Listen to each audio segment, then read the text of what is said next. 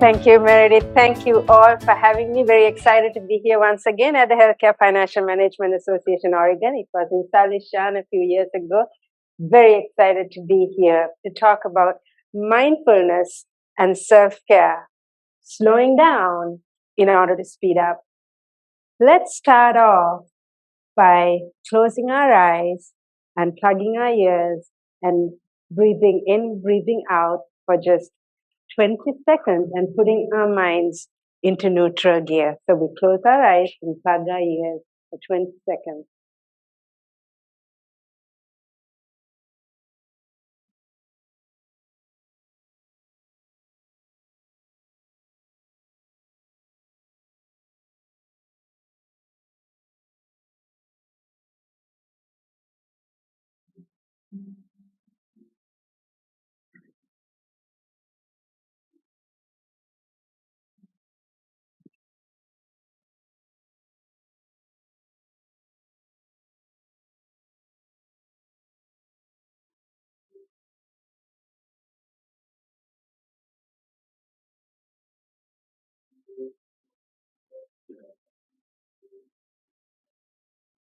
We can open our eyes now.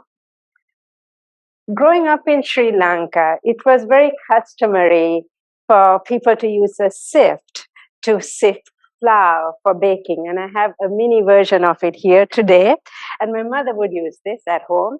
So she would sift the flour and the finer grains would flow through. And the clumps, like these clumps, they would stay. So she would either discard the clumps or she'd break it up into smaller pieces. And then she'd continue sifting through the flour. This is the essence of mindfulness. It sifts out the inessential and breaks out the clumps of flour that we don't need, and it allows the finest energy to flow through us so that we can become the best version of ourselves. I couldn't put it any simpler than that. So it's like putting out the trash every week. We put out the trash, we get rid of the things we don't want, and we keep the things that we need. Mindfulness is a filtering process. It takes out the inessential, keeps the essential. It's like a cleanser. Many of you may feel disengaged, fatigue, burnout on your jobs. Mindfulness is an excellent tool to combat those states so that you can feel engaged.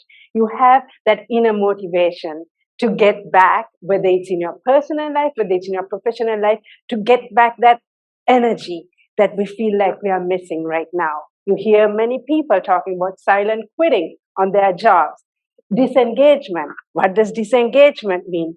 Emotionally absent, physically present.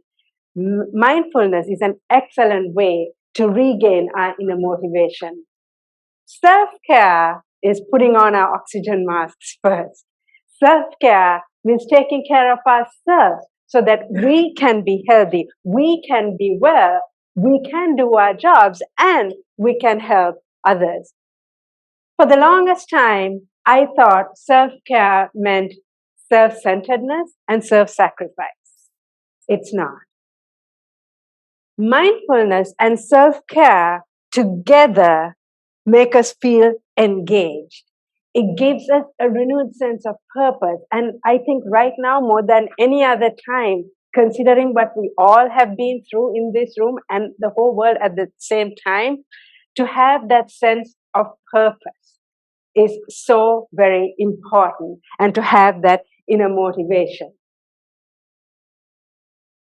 You can do an unimaginable workload during the course of a day and not feel emotionally exhausted by the end of the day if you come from a place of emotional rest.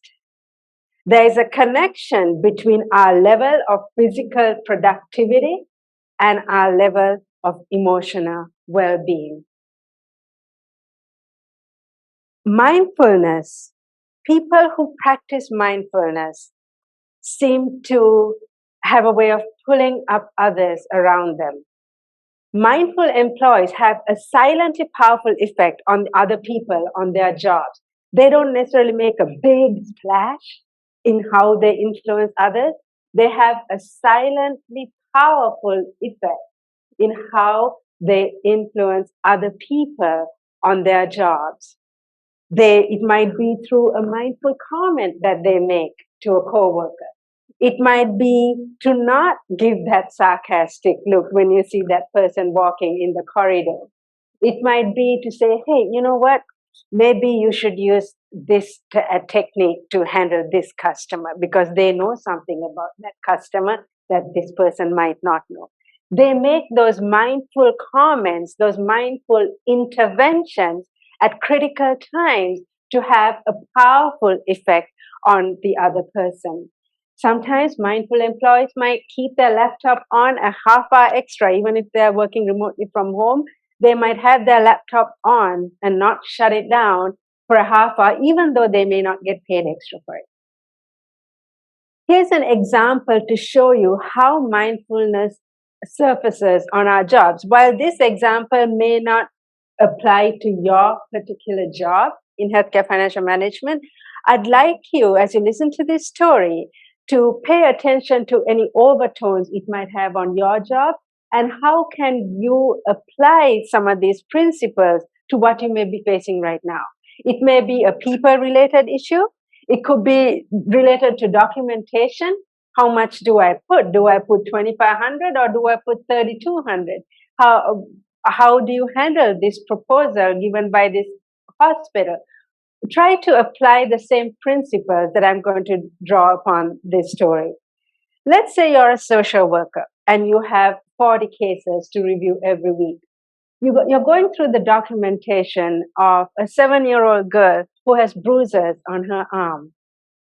And the mother is accusing the father of causing the bruises on the child's arm. In the past, the mother has tried hard to deny the father of equal parenting custody. You review the case, and in reviewing the documentation, you see that in the past there has been an incident of the father shoving the mother. There has been some level of physical violence going on. A person, a social worker, not practicing that level of mindfulness might easily assume that it's the father who has caused the bruises on the 7-year-old girl's arm. And she might put the father's name or put a check mark for the father's name to say this is the person responsible. In a courtroom, that check mark, that name is going to have serious implications in custody time, whether or not the father gets custody, whether or not that father gets parenting time. Is the vacation time, is there going to be any vacation time? Is it supervised or not? The kind of time that father's parents, the grandparents will have with that daughter. Lot of repercussions, lot of implications under that check mark or the name that you put as the person responsible. As far as you're concerned, the case is closed. You've got 40 more cases to review and you want to go on your vacation to Hawaii. How would a social worker practicing mindfulness handle this documentation, this case? She might first take 5 seconds to close her eyes, breathe in and breathe out, plug her ears, put all the inessential aside, and put her mind into neutral gear to get into that zone of mindfulness. The same technique that we did right at the start of this presentation. It helps to clear out the clutter. We have so much clutter mentally bombarding us. Just sifting through that clutter, we use the sift at the start, just sifting through that clutter in itself is a cleansing process for us to give the best version of ourselves in handling a case like this. She might get into that zone of mindfulness, put her mind into neutral gear. Mindful people expand their thinking. They are creative at looking at the same old problems. They have agility of thinking. She might review the documentation and she sees that in the past there was an incident of the father pushing his now ex-wife. Here's how a mindful social worker might look at that same situation. Rather than simply assuming it was the father causing the harm, she might take practice mindfulness to ask herself, I wonder if that was a manipulative way for that mother to provoke her then husband to create that situation. Some people know how to push our buttons exactly at the same time, in the same dose, at what time of the day to get a certain response or a certain reaction. Mindful people ask tough questions. They ask the difficult questions. She might dig deeper. She might stay extra on the job, even though she might not get paid extra for it. She might spend a little extra time to talk with that mother face to face. She might sit with that mother and ask her, who else spent time with your daughter the last 2 weeks? In digging deeper and asking those tough questions, she comes to learn that the mother may have had 2 boyfriends over the past 2 weeks, and one of them has a violent history. It turns out, in asking deeper questions, it was not the father who caused the violence, it was one of the mother's boyfriends. And so now she will have the mother's boyfriend as being responsible and will not put the father's name. The father might actually get custody of the daughter or part-time custody. Do you see how mindfulness comes into play on our jobs? It is not just a check mark, my dear friends. It is not just a name that you put on that application. Mindful people, for mindful people, it's not just a case number. It's a human being whose lives are attached, not only that father's life, the grandparents, what type of school they attend. So many implications are there in the names that we put, or the check mark that we put, or the amount that we put, if it's a dollar amount, in altering so many lives. Each and every one of you in healthcare financial management, you have a tremendous platform in altering many lives. Many of you probably work from behind a screen. How many of you work from your laptop for the majority of your job? We have Tammy, Misha, Meredith, all of you work a lot of time from behind a screen. It's so easy to get desensitized when you're working from behind a screen that you're just dealing with numbers or names or check marks or proposals. Behind all that is the life of a human being, or many lives that are affected by how we handle our jobs. Mindfulness makes us more aware of what to leave out from a conversation. We're so involved with what we bring in and what we talk about that we forget what we leave out from a conversation can be more important than what we bring in to a conversation. This can be a valuable business and marketing tool, especially in sales with clients, that what you leave out from a conversation. So we are going to have an example, and I'd like to have 2 volunteers come up. This is between a realtor who is doing a showing and a prospective buyer. Who would like to be the realtor, please? We do have a Wendy. Wendy, we do have. Who is the prospective buyer? Buyer. Cecilia. We have Micah. Micah. Okay, we are going to have another one. You will have your turn. Okay, so if you can please come up here, we'll have to speak a little louder. So you're the realtor and you're the prospective buyer. Okay. All right. If you can speak a little louder so that everyone hears.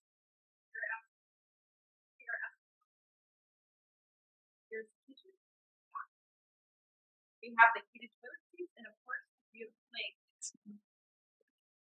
What is the reason for you are looking for a new pipe?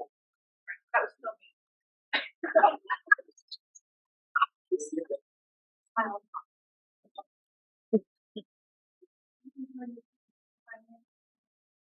My husband just passed away. That's why I'm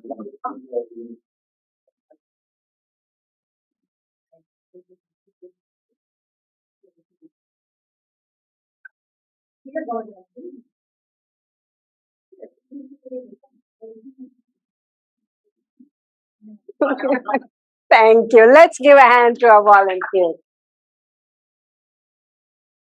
Now we'll have a second version for the same example. Cecilia, would you like to be So you notice when the prospective buyer said, "My husband just passed away," the realtor immediately said, my husband and I are celebrating our 50th wedding anniversary." Now here is a different version to it.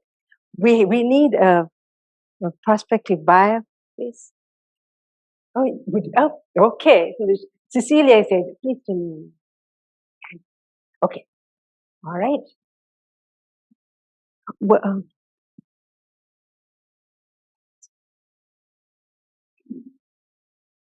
asking for 1.2 million for this house.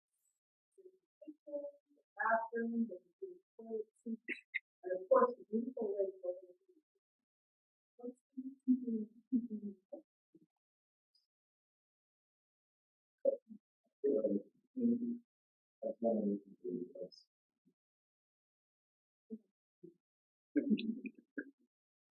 I am deeply sorry.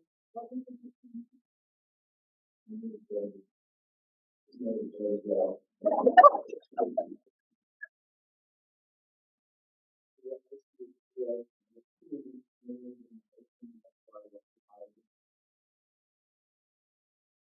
must be the hardest time for you. I don't feel what stand for and what you maybe solve that thinking. I think the way of thinking can like this. So thank you.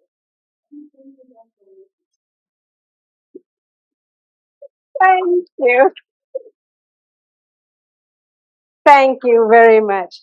Do you see the difference in the versions? First one, immediately she says, "Oh, my husband and I are celebrating our 50th wedding anniversary." Second version, she immediately makes an emotional connection with the prospective buyer and says, "Oh, this house," I mean, she's also very cunning, you know. She says, "This house might be ideal for you with the lake." She's trying to push for the, house sale, but also makes an emotional connection.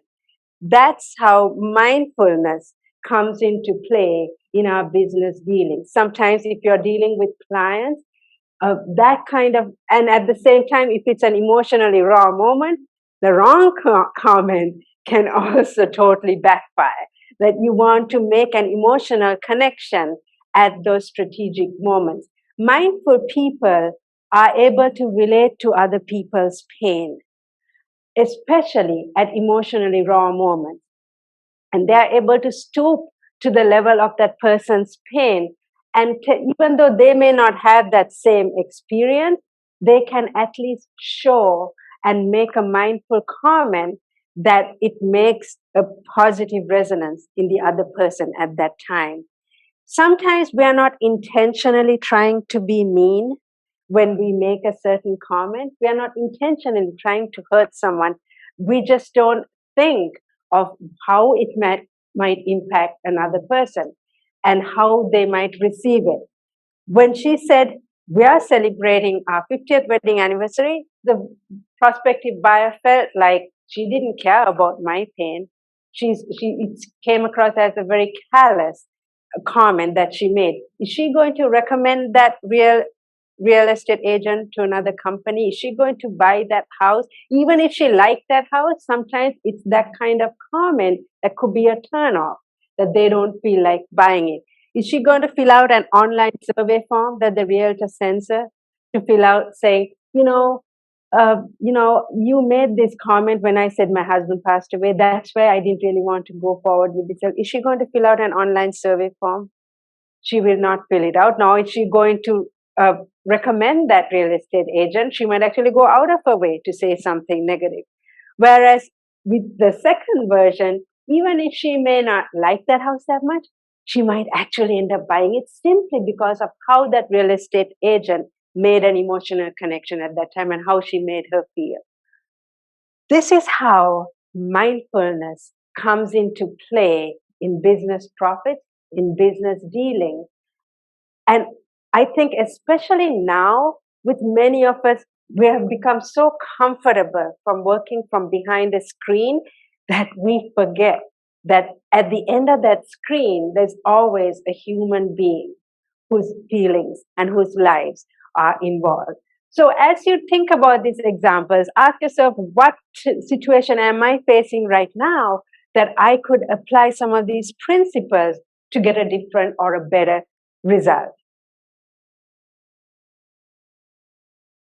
How many of you here get angry? We have two. Okay. We have like 4.5, I'd say. We have, I'm not sure why we should be talking about mindfulness. We just have 4 people who get angry here. Spell anger for me.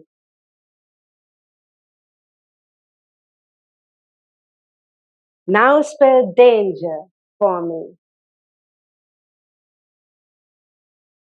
Anger is 1 letter away from danger.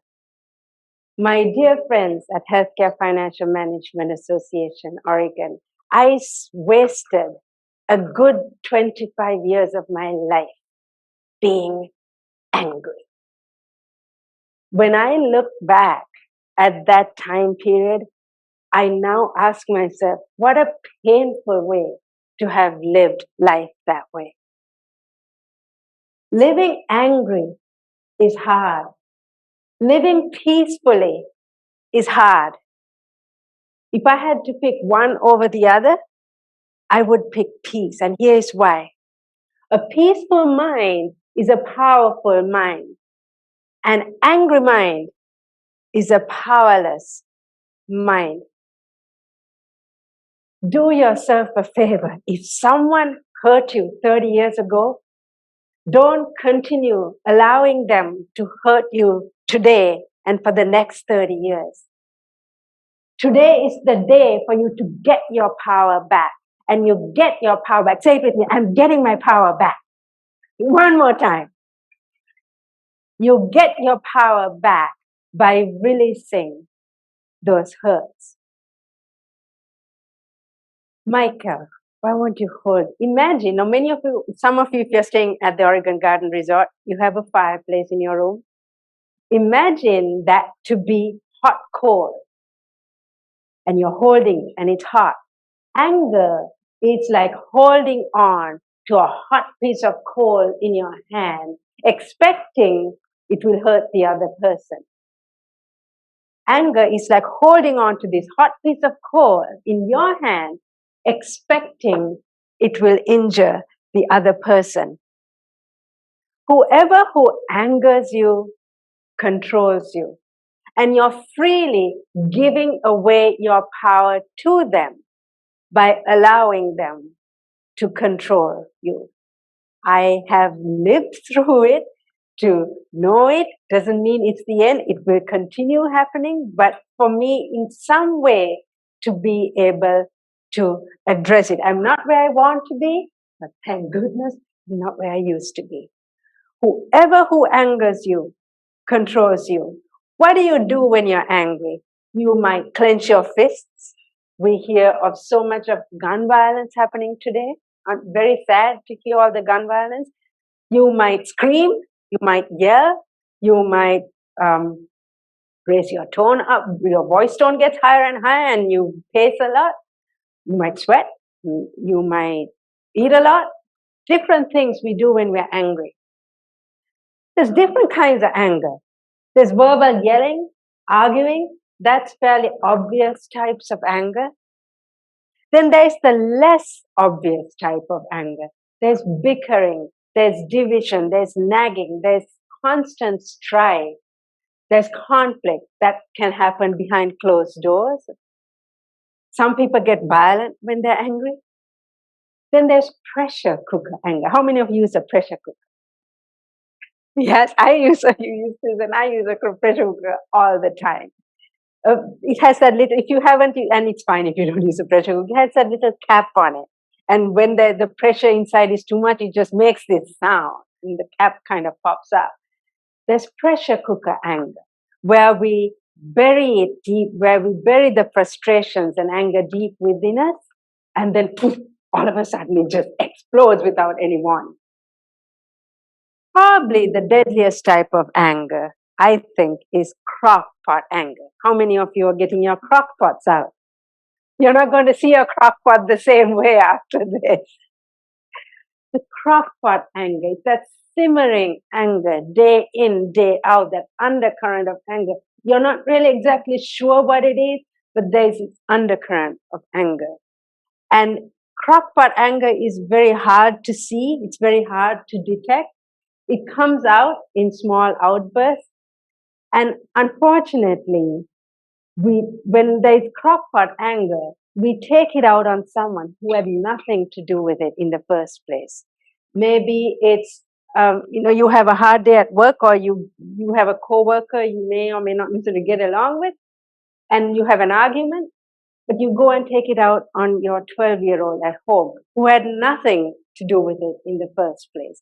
Crock-pot anger can be a rather deadly type of anger. So different types of anger.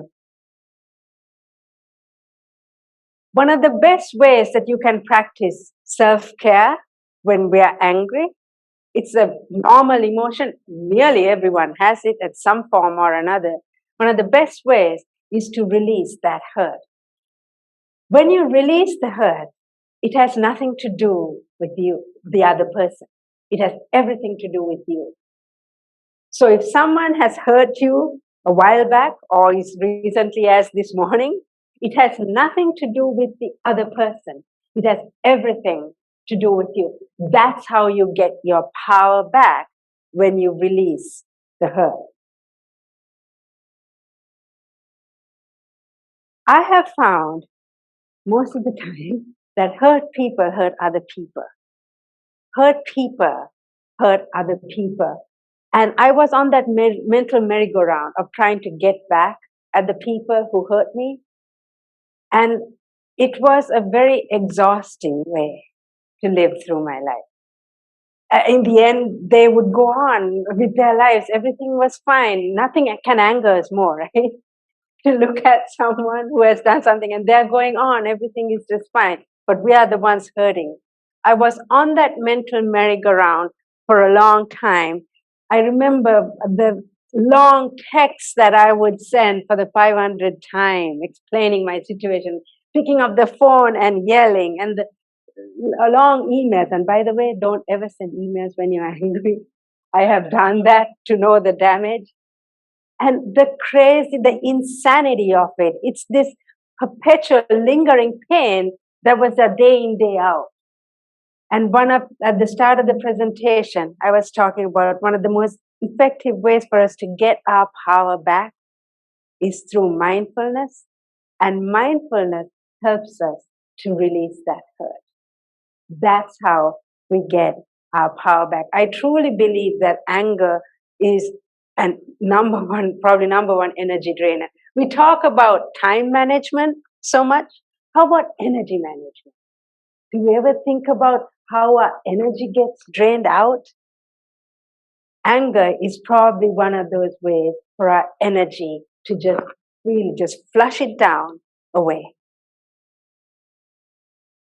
Here's what happens when you combat anger through mindfulness. Here's how it improves your mental health. You know how it is in the past when you see that person walking in the corridor, you duck?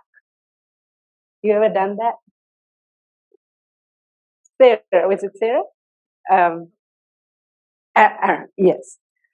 Now, when you combat anger through mindfulness, when you see that person walking in the corridor, you can look at them straight at their face and it doesn't bother you. You know how it is when you see that person's name on the caller ID and nobody's home? Now, when you see their name on the caller ID, you are home. You can pick up the phone and it does not ruin you for the rest of the week. You know how it is? You have that Zoom call on Monday morning and you have that supervisor's face and you cover that face with a post-it.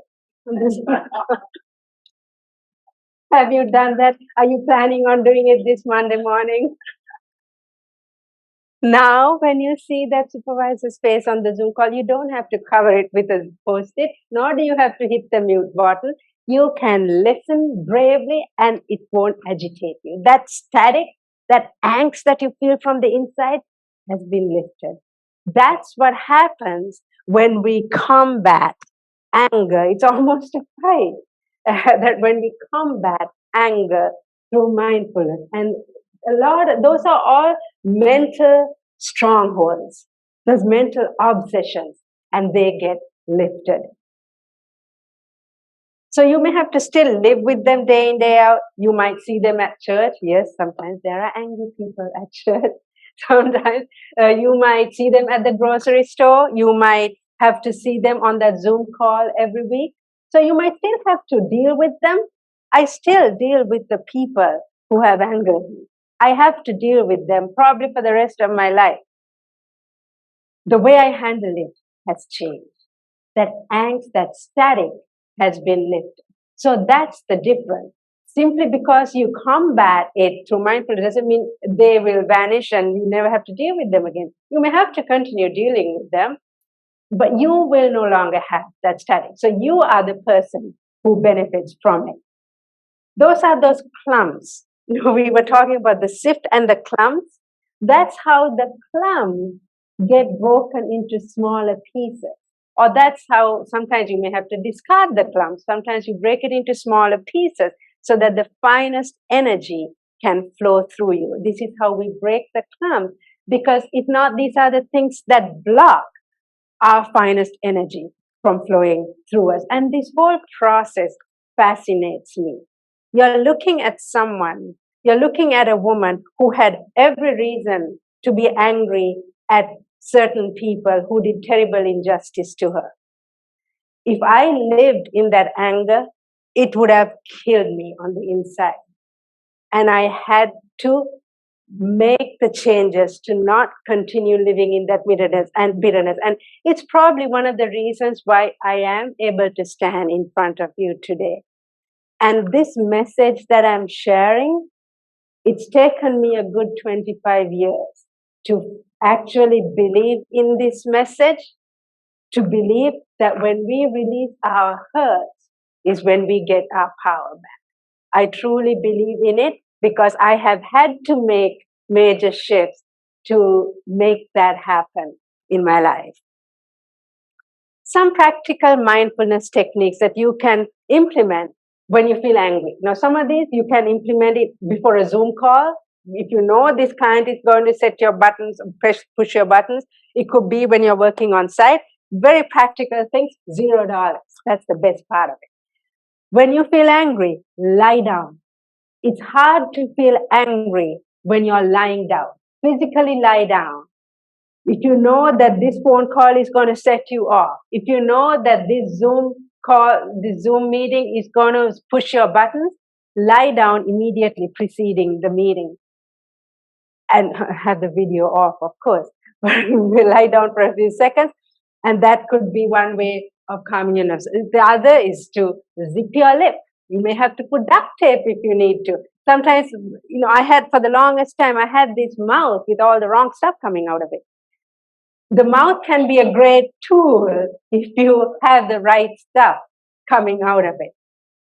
Zipping your lip, it can be very hard sometimes if you have a flapping tongue, but that's how mindfulness also helps. You're itching to tell something to that person. Mindfulness helps us to guard our lips. Having a controlled mouth, the mouth can be a great tool if you have the right stuff coming out of it. If you absolutely cannot zip your lip, whisper. Have you ever carried out an argument in a whisper? Have you ever yelled in a whisper? Whisper. Here is another practical one. Count to 10. 1, 2, 3, 4. Now don't count aloud if your boss is standing in front of you. You might lose your job. But if you're on a Zoom call, maybe hit the mute button first. And if you know that that person is saying something and you're getting annoyed, you count to 10 silently. If you're alone in your house and nobody's there, scream and count. 10. If it's pretty bad, 20. If the situation is severe, count to 200. By the time you count, 1, 2, 3, up to 200, that anger has abated. You will spare yourself of saying things that you might regret later, or it's no point. Even if you say it, you have said it 500 times. So this is how you guard your peace of mind and get your power back. Extending your fingers. When we clench our fists, that's a sign of anger, rage. When we extend our hands, our palms like a flower, that's a sign of expanding. Here is the mental equivalent of it. An angry mind contracts. A peaceful mind expands. An angry mind contracts. That's the physical equivalent. A peaceful mind expands. So next time you have an angry moment, or if it's on a Zoom call, if you're sitting down, they don't see your fist, you can practice this. And you release that anger. So you're physically releasing that anger. Mentally, you're gaining that inner calmness. This is how you're sifting out those clumps at that moment. Practice being physically still. Sometimes we have the tendency to pace up and down, or you might stamp your foot on the floor when you're angry. To practice being physically still. Mindfulness helps you to keep your body in one place and get your mind into neutral gear. 7 simple steps at $0 that could save you a lot of money in the long run in different ways of controlling and managing our anger. 3 things that you can do during Zoom calls when you're angry. Close your eyes for a few seconds. That same exercise that we did at the start. Just close your eyes, and if you need to switch off the video for those few seconds, do that. If you know you're going to say something and it's only going to get you into a bigger mess, or it's no point trying to rationalize with that person on the other end of the screen because you know it's like hitting a wall, then for your sake, close your eyes and breathe in and breathe out. Look at an inspirational quote. You can write an inspirational quote on a post-it and paste it on the side of your screen. And when that person is saying something to set you off, just keep reading the inspirational quote. It can be a quote of your choice. You can Google any inspirational quote and have it ready ahead of time. You can change the quote every day or change it every week. Have it pasted on the side of your laptop or inside of your screen so that it's readily handy.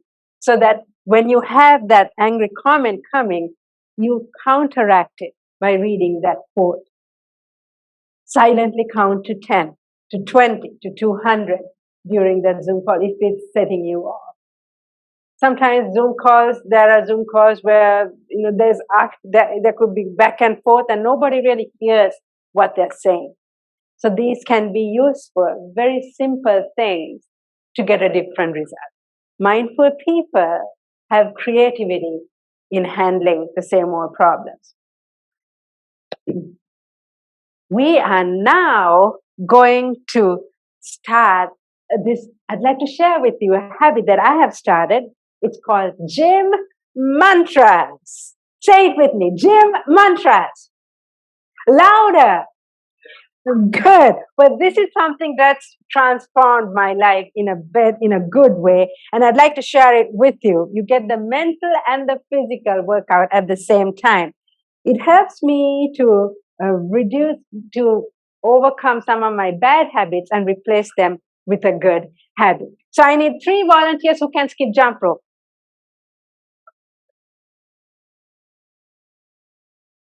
Okay. Who can jump rope? Yes. Yeah.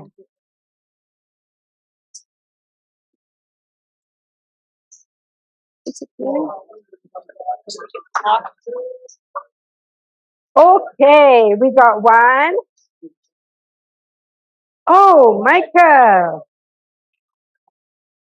Oh, you want the pink one? Yes.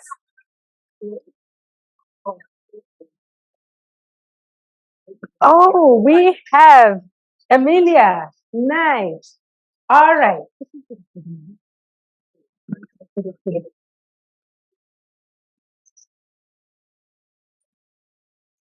All right. Now, when they are jumping, before they start jumping, can you read what this says? Yes. And what does it say? Okay. Peace of mind is for our mental well-being. Do it now is time management. I'm very greedy when it comes to my time. I know you all are also. So we have time management. We have mindfulness, peace of mind going. So we'll say each one 7 times. Peace of mind, power. Peace of mind, power. And do it now. Do it 7 times each. Ready? Ready? Okay, so peace of mind, power 7 times. Do it now. And you got to jump as high as you can. All right? Okay, 1, 2, 3. Peace of mind, power. Peace of mind, power. Peace of mind, power. Peace of mind, power. Peace of mind, power. Peace of mind, power. Peace of mind, power. You gotta continue. All right. Do it now. Do it now. Do it now. Do it now. Do it now. Do it now. Do it now. Do it now. All right. Let's give them a hand. Thank you. Thank you. Thank you very much. You know, they got their workout there. So we have the mental exercise. So this is something that I do. You can do this on your treadmill, when you jump rope, when you are lifting weights, when you are going for a walk, or you're walking your dog. Have some kind of mantra or declaration. And then while you're walking or while you're jogging, you say this declaration. It doesn't have to be peace of mind, power. It can be I am worthy, my life is manageable, or if you're going through something difficult, something that will counteract that difficulty, and you get your workout at the same time. So you have the physical workout and you have a mental mindfulness mantra that you're saying at the same time. I have my mantras written on a sheet of paper, and it changes from time to time depending on what I'm going through at that time. Ready for another exercise. This one we have no jump rope. In this one, you're going to incorporate a physical exercise with mindfulness. So we'll have those 3 tables. While we are having the music going, you can either raise your arm up and down, you can raise your leg up and down, whatever you want. And this whole side, I guess 5 tables, you can say, my life is manageable. I will get through this. My life is manageable. I will get through this. And here's the reasoning behind it. Let's say you're going through something difficult right now, or you know someone who is going through something difficult. When we repeat something like this, and you incorporate it with some physical exercise, it alleviates that pain. It shifts worry to hope. If we get bogged down with worry, that just gets us deeper and deeper into that pit of worry. When we say something like this aloud, and there's something about saying this aloud. Yes, mentally it's good. That's very good. When you say it aloud, you just give it more power to it. So when you say my life is manageable, it doesn't have to be this phrase. When you say something like this, you give it power and you begin to have hope. And how does it translate? How does it surface in your situation? You begin to have more creativity in addressing that situation. You get new ideas. You can get a better sense of, who should I talk to? What website should I go to that might help? That's how the hopeful signs surface. So we are going to those 3 tables. We need the physical there. Okay? And you can say, my life is manageable. I will get through this. My life is manageable. I will get through this. My life is manageable. I will get through this. My life is manageable. I will get through this. Manageable. I will get through this. Thank you. So these are reference points I'm walking you through that you can use when you have steam to let it all out, when you're jogging, when you're working out. And with you working, some of you 100% remote, you may be working alone from home. Sometimes when we get too comfortable sitting at the laptop, we might miss the physical exercise, and that also helps us. So to incorporate both the physical and the mental exercise at the same time. So when you go home today, or when you go back to your hotel room, take that hotel notepad. Don't use the iPhone for this. Don't use the iPhone to write your mantra. There's something about the good old fashioned pen and paper. When you write it, it creates a deeper imprint in your subconscious. Take a piece of paper and pen and write down some mantras. What appeals to you at this particular time in your life? Not for someone else, for you. Doesn't have to do with any of the things that we said to do, because those are some examples that I drew. Write down some mantras and incorporate it into your physical exercise routine, or when you, during the course of the day, repeat those mantras several times during the day. Start doing that today, not tomorrow. Tomorrow can be a dangerous one. Start doing it today and see how it affects the way you handle that same person, or how it affects the same way you handle that situation. Some ideas for self-care. What do you do for self-care? Tell me some of the things that you do.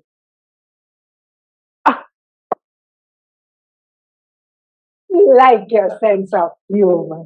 Jump rope. I know your begins with a C, right? Car. Right. I got one letter right.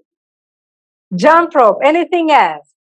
I like gardening. I like not the weeding part, but I like gardening. What else do you do? Add something fun to your schedule. Some ideas for self care. Maybe eat something that you like. If you're on a very strict nutrition plan, every once in a while, have something that you like. Drink more water, reduce your soda intake, practice mindful breathing, clear cluttered spaces. It could be your kitchen counter, it could be your nightstand. My nightstand constantly gets cluttered. But there's something about clearing cluttered spaces that it does to us mentally. Write down a mantra for yourself. That's something you can do right away. Get or give someone a sincere hug. There's something about that physical closeness and what it does. Give give up one activity or something that you have been constantly doing for one person, and you just feel like it's just only one way. Sometimes one-way streets can be draining. For a change, just pause it for a little bit and see what it does to you. Journaling is another way for practicing self-care. Watering your plants. Well, now fall is coming. Think of something happy every time a dark memory crosses your mind. Immediately override it with something happy. Try doing that for a while. Outsource a task that you have been doing for 30 years. If you have been cutting the lawn every Saturday morning for 30 years, and now you can pay someone $75 to cut it for you, do it. Rather than continuing to be angry at your spouse or someone who is sitting on the couch Saturday morning while you're cutting the lawn, outsource that task. Treat yourself every once in a while. Go shopping, buy something that you like. Do a mini digital detox for 2 hours. Sounds traumatic, doesn't it? Take a walk. Take one teeny step towards doing something that you have always wanted to do. Too many of us, including myself, I have had to put so many things on hold, and before we know it, 20 years have gone by. Take a teeny step to doing something that you like for yourself. Those are just a few thoughts for self-care. I know you must each have different things that you do for yourself. Do things to take care of yourself also. I think it's one of those things I'm finally trying to do, but for some it's easier than others for various reasons. But I'm glad that at least I'm trying to do some of those things that I enjoy. Silence is a key part of mindfulness. We are busy with so much chatter and so much busyness that we forget how important silence is. Silence is the element in which great things fashion themselves. When we value those pauses in a conversation, the pause, that's silence. When we hit the pause button on a situation, the insanity of that situation that's been happening over and over, when we hit the pause button, just the pause button for a little bit, that's valuing silence. It's during those moments of silence that we fashion great things. It prepares us for great things ahead. It prepares us to be more open to a different way of looking at things, to invite peace into our lives. It happens during silence. Sometimes we sit down to quieten ourselves and then the text goes off. So we get up. Someone pulls into your driveway. So we look to see who's pulling into our driveway. You hear the dog barking. You want to see what's happening. When we have too much of the outside world screaming at us, we don't hear our inner voice. When we have less of the outside world screaming at us, we hear our inner voice. Here's the key. You can remember it. If you like, you can write it down. We cannot hear what our inner voice is saying if we are not listening.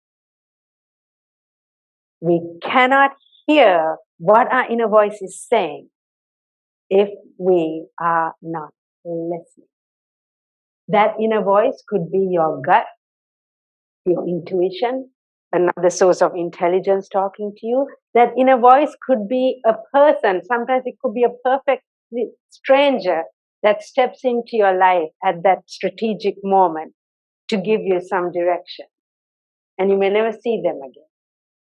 We cannot hear those signs. We cannot see those signs if we are not listening. How often should you practice mindfulness? Once every 6 months? How often? Daily. Thank you for getting that right. A great way is to start your day in the mornings. You can do it at night, right before your head hits the pillow. If you can do it somewhere in the middle of the day, especially if it's a difficult day and you know things are not going too well, and you know the afternoon is still there for you. But if you can do it morning and in the evening. So 6 things you can do today at $0 to introduce mindfulness, especially if you're a remote worker. Find a quiet spot in your home. It doesn't have to be a special room with all the candles lit. It can be just a quiet spot. If you're living in an apartment, if you're living in a basement and you don't really have that space, that's all right.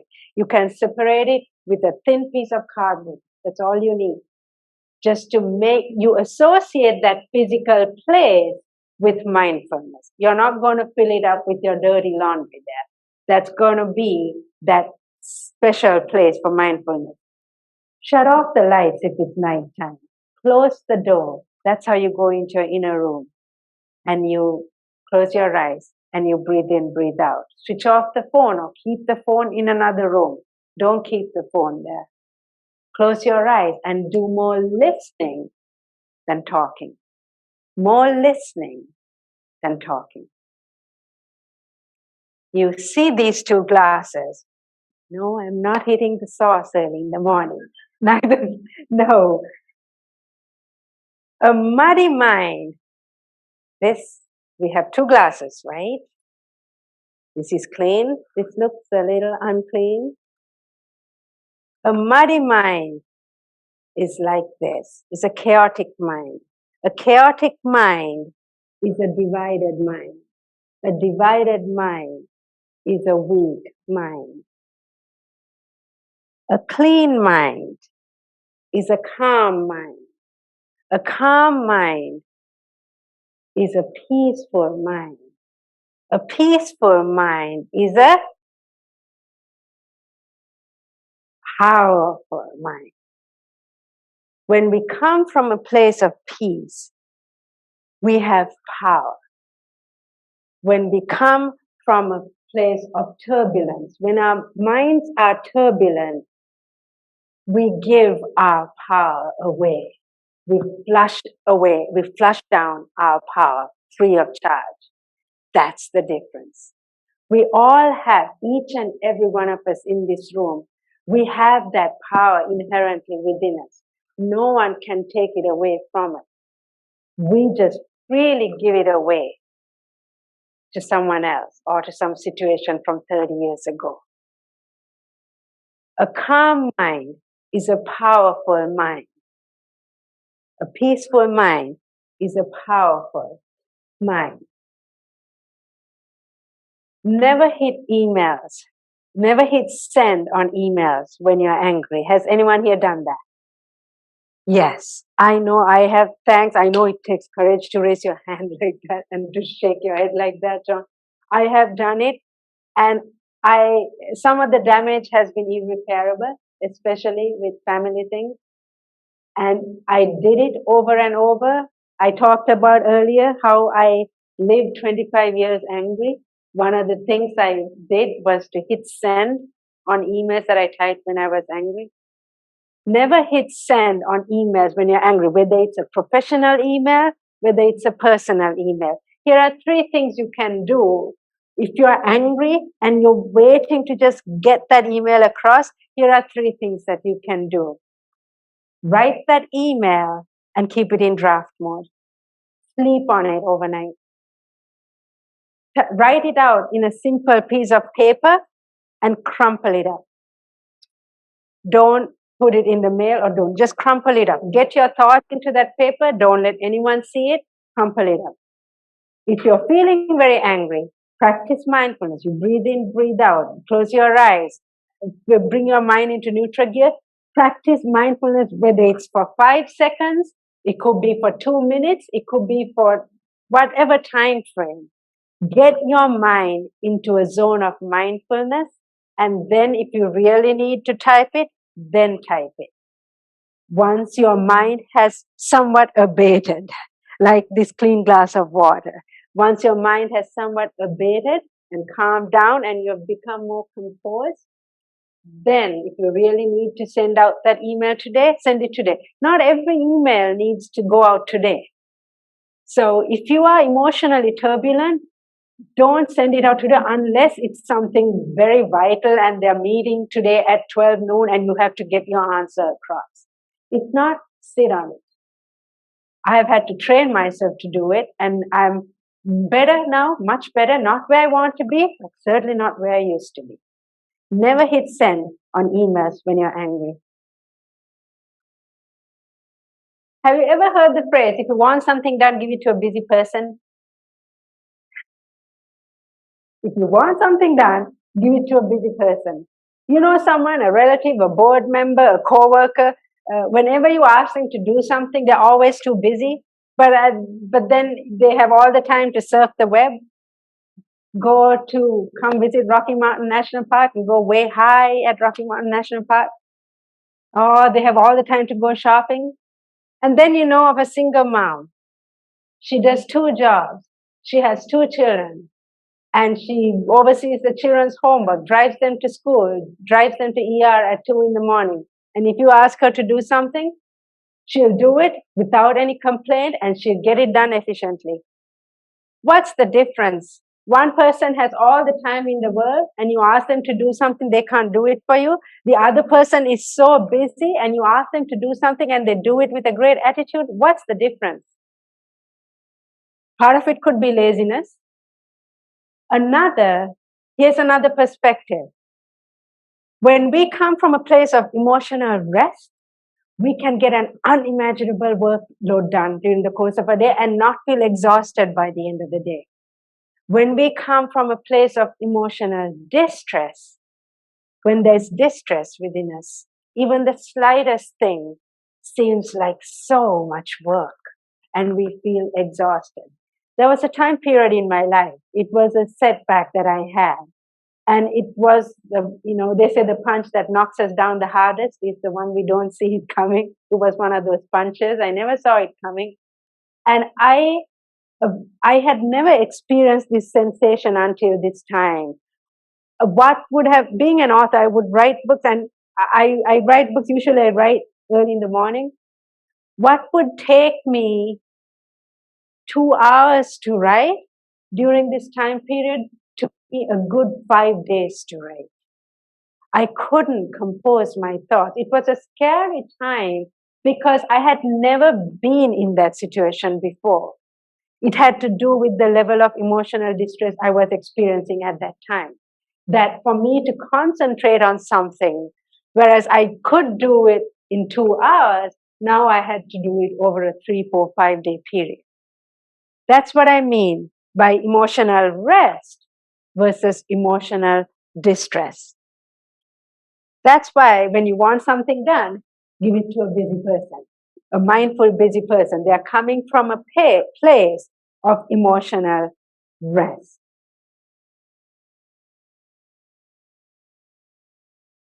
Mindfulness and time management. We are talking about time management. It's really about energy management. It shows us how to batch and cluster tasks through clarity of thinking. Many of you deal with 100 emails a day or more. Here is a time-saving tip for you. It's really an energy-saving tip for you. So if you're working from your laptop remotely, here's how this mindfulness technique will unfold in your day-to-day life.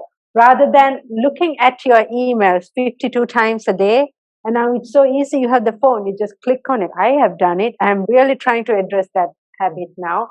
Rather than clicking on every time you click on that inbox, it's an energy drainer. It's a time drainer. Set aside 3 times a day to look at your emails, maybe 10 a.m., 2 p.m., 5 p.m. Set aside different times, unless, of course, you're expecting a very important email for that day. That's an exception. Set aside so that you're looking at emails 3 times a day. Then you cluster and batch those emails. Here's what I mean by clustering and batching those emails. You cluster all the emails that have to do with a similar task. If you are invoicing, you cluster all 5 emails that have to deal with invoicing. Now, you may not be dealing with invoicing, but something that has the similar task, cluster them and batch them into one task. Now, they may not be in the same order. They may not be from 10:58 a.m. and 11:22 a.m. and 12 noon today, and all in bold, dark letters. One may be from last week, one may be from yesterday, one may be from this morning. You cluster them into one task, and then you do those in one time chunk. Rather than doing one invoice because it's at 10:58 a.m., and then the next email, you look at it, you do it it's a completely different thing, you have to pick up the phone. All those drain our energy. They drain our focus. And we feel exhausted by the end of the day. And you wonder, you tell yourself, I got very little done at the end of the day. So clustering and batching tasks. Mindfulness and emotional hostage games. Some of you might know what emotional hostage games means. It's not a fun thing when someone is doing that to you, right? For too many years, I allowed too many people to play emotional hostage games with me. It was a very defeating place to be in my life. Mindfulness is an effective way to attack that, to handle that. I still have to deal with the same people. I still deal with them. I handle it very differently. Beware of who you allow to play with your mind. A lot of it has to do with winning the war in our minds, my dear friends. I think one of the worst kinds of prisons to be in is a mental prison. Some of us, we have allowed too many people to play emotional hostage games with us for so long, we don't even realize the mental prisons that we are living in. Mental prison and mindfulness is probably one of the most effective ways to set ourselves free from some of those mental prisons. Here's something that I would like you to read aloud. Can you see this?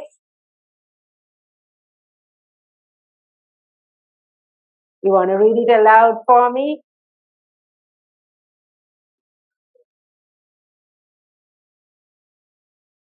You cannot get out of a prison if you don't know you're in one. That's what I mean by a mental prison. I was in Sri Lanka. Originally from Sri Lanka. I was there a few months ago and I was at the beach. Anyone here been to Sri Lanka? You should put it on your bucket list. It's a pretty island. A lot of beautiful people. I was in Sri Lanka a few months ago and I was at the beach and I saw this crab fisherman. He was putting, and over there it's not deep sea fishing, Alaskan type of crab. It's very basic. You go on a boat and catch crab. And he was putting 2 crabs in each crab trap. It was a basic wire homemade crab trap. You know those basic homemade crab traps. And he was putting 2 in each crab trap. And I noticed he didn't close the lid on the trap. So I approached him and I asked him why, after going through, it's 100-degree heat in Sri Lanka, you're catching crab and you're putting them in the trap and you're not closing the trap. I asked him, why don't you close the trap? He said, I don't have to. I asked, why? Won't they escape? He said, no. Even if one crab wants to get out of the crab trap, the other one will pull it right back into the trap. Mental prisons is probably one of the most difficult places to be in. And mindfulness helps us to get out of those traps, the mental prisons. Mindful, self-caring people don't play emotional hostage games. They don't play emotional hostage games because they know it's, and I know none of you do that here. I know none of you do that here because it's such a waste. It's such a waste to do that with another person's life. They are straightforward, they are honest, they are transparent, and each and every one of you in this room, I know you have those good qualities. How can you have the jobs that you have if you're constantly playing one against the other? How can you have the jobs that you have if you are lying to some customer? There has to be trust. There has to be transparency. There has to be openness. Those are the qualities that help us to become the best version of ourselves. And I know you all have that. I share about emotional hostage games only because that was sometimes we are affected by that because of other people. And those are the clumps that we can break into smaller pieces so that the finest version flows through ourselves. As we approach our final 70 minutes of closing, I would like to share some mindfulness techniques that you can implement into your daily schedule. You can start this right away. You don't have to wait till next week or till that problem is solved. You can implement this right away. If there's only one thing that you take from this presentation, I hope it is this: to start your day with mindfulness. To start your day with mindfulness. Pay attention to the first 20 seconds of your morning. The first 20 seconds, how you start your day has a tremendous impact on how your day unfolds the rest of the day. What is impressed in the morning is expressed in the afternoon. We become what we think about most of the time. Pay attention to the first 20 seconds of your morning. You know how it is even before your feet touch the ground, your mind has already gone off in a million different directions. Maybe it has not happened to anyone in this room, but be assured it's happened to me thousands and thousands of times. Wondering, oh, what am I going to tell that person? How is the snowstorm going to come? What route am I taking to drive to school? Before all that mental clutter kicks in, take control of your mind. This is thinking time. This is preparation time. For some of you, this is meditation and prayer time. This is mindfulness time. This is not screen time. Your CNN breaking news can wait. Take control of your mind the first 20 seconds of your mornings. After the first 20 seconds, you get your first 20 seconds right, you get the first 20 minutes right. Use the first 20 minutes to envision the larger picture of your life. It's like an invisible protection that you put around you for the rest of the day. It gives you more energy, you feel less stressful, and you feel like you're more armed to handle whatever that's going to come your way during the course of that day. It could be a comment. Rather than setting you off, now you have this protection that you can handle it better. It could be a difficult problem at work. Rather than getting you all wound up, or how am I going to handle this? You feel like I can handle this. I got this. That's what the first 20 seconds does. The more hours, once you get your first 20 minutes right, then your first hour is going to get better. Your second hour is going to get better. The more hours you get right in a day, the better days you will have. And that's how it affects our overall mental health, overall quality of your day. Here's the fundamental difference. When you start your day with mindfulness, you run your day. The day does not run you. Makes a tremendous difference in the quality of your day. Sometimes we get so wound up on the minutiae of daily living. So some of you have been in the same job for 20, 30, 35, 40 years maybe. And you love your job, but sometimes you feel like you're going through the motions. And you feel like it's the same thing, you're doing the same thing over and over. And the little things, it's the little things like Pac-Man. It just gobbles up our days, our energy. Mindfulness, even if you're at the same job for 20, 30, 40 years, it gives us a renewed sense of purpose. It gives us inner motivation so that every day we feel like, wow, it's a brand new day. That's what it does when we start our day with mindfulness. A few years ago, I heard a speaker say one line. It was a line that touched me at that moment, and I really wanted to have that in my life. Here was the line.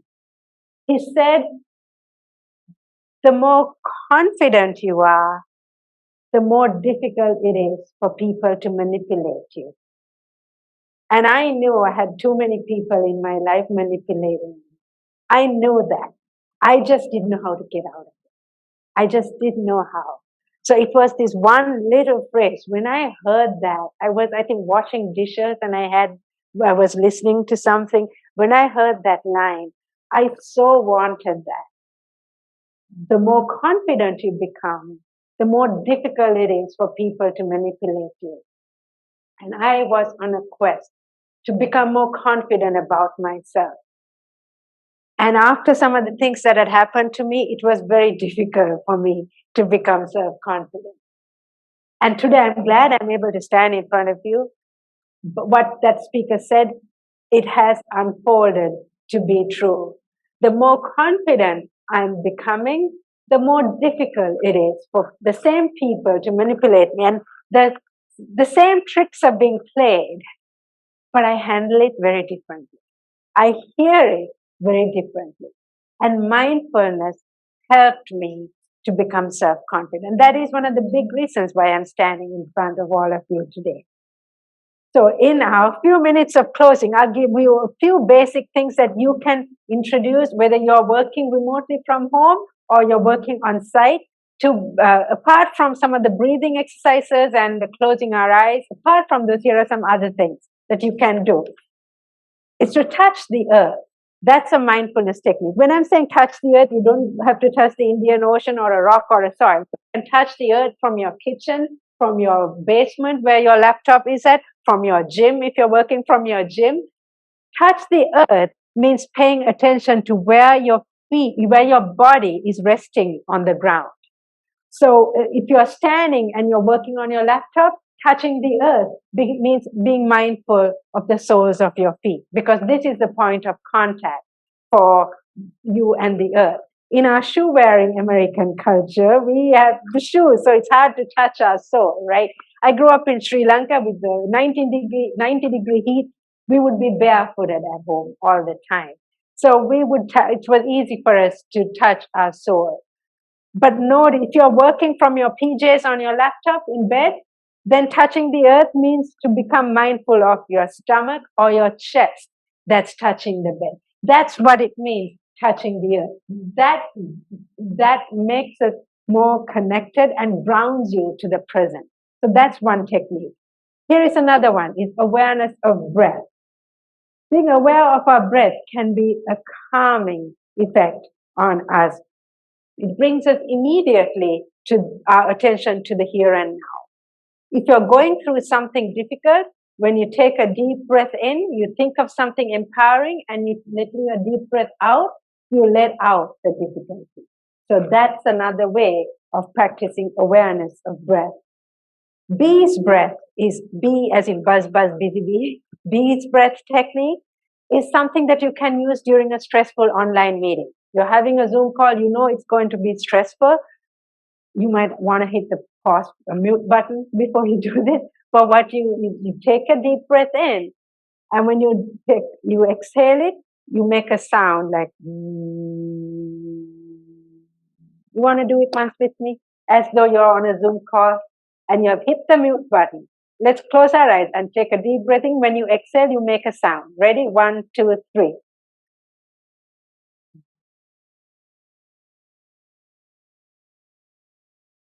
And you can do it 3 times, 4 times, 5 times, how many times that you want. And it can be useful during online meetings. And if you have something you want to exhale, when you exhale, you think of that thought and you release that thought, like kind of the clumps flowing through you. Walking meditation. We do have a few seconds. Who would like to come here just for a few seconds so that we can do a demo on the walking meditation? Who'd like to come up? Wendy? Oh, we have John. So we have, this is something you can do right before a Zoom meeting, or if you're in your house or you're at your cubicle at office, in your office. So we will, it's not just walking, it becomes a type of meditation. You raise your one leg, and then as you put it, you become mindful of your grounding, you're grounding yourself. And as you lift the other leg, you transfer the weight of this leg to the other leg. You transfer the weight and you keep, and now you transfer it to the other leg. You become mindful of that as you walk. And you transfer the weight from one leg to the other leg. And then now you hear the phone ringing. There's some distraction. You allow it to flow through you. You don't stop to look at the phone, and you keep going. And you take 15 steps, and then you stand on both legs for a while. After you take like 10, 15 steps, you stay rested in one step, and then you continue. So that's a basic walk. Very basic. Thanks, John. Very basic walking meditation that you can do. Some offices, you have seen the rock circles that they have. Have you seen some of those walking meditation circles? Some offices, they have that. Some places of retreat, they have those. So that's walking meditation that you can do. Here's another one.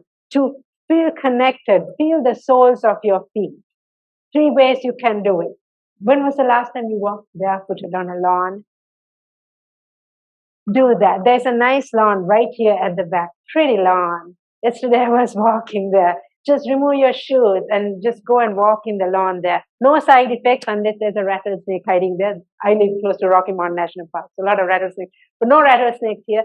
Just walk barefooted, not with your shoes on, barefooted. There's something about walking barefooted, and you can only do it in the now, and soon there'll be snow.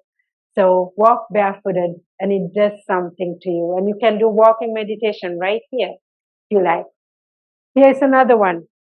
When you're wearing your shoes in the morning, or you're wearing your socks in the morning, if you're going for work and you're wearing socks or stockings, whatever, or maybe you're not wearing stockings, just feel the sole of your feet. Just feel it.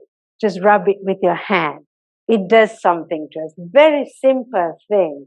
But when was the last time we actually touched the sole, S-O-L-E, sole, and it actually has a healing power on our soul, S-O-U-L, soul, because this is the resting point of the earth. It grounds us to the earth when we're standing. So those are some very basic things that you can do when you're working from home, when you're working on site. If you're working from your PJs and you're lying in bed, then feel the ball of your big toe, the ball of your pinky toe, just outer heel, inner heel, and just become mindful of those sensations. So we will end with some meditation music. Are you able to get that? We put some spa music. And any kind of music that if you want to, when you're doing mindfulness, it can, I usually go spa music. It has soothing music there. And we will end with, how about everyone? We will head towards the exit with some walking meditation. How about that? Yes? We'll see how that, okay. All right, let me get the, when it comes. So we will get up. We don't have to make the exit if you don't want to, but we will become mindful of walking. That's what it really is. And you put one foot and then the other foot, you transfer the weight slowly, and you feel the weight being transferred, whichever way that you want to head towards the exit. And after like 15 steps, you stop.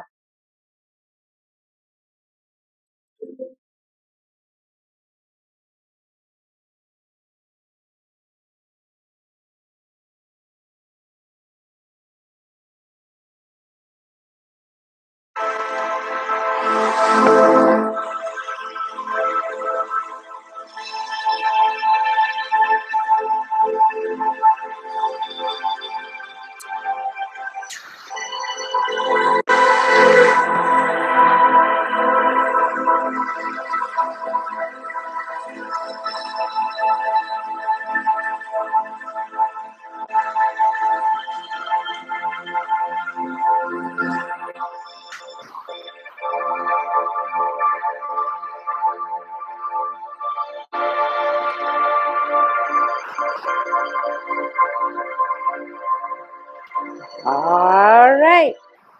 Thank you very much, everyone. I wish each and every one of you good health, peace of mind, and financial prosperity. Thank you so much for having me. Thank you.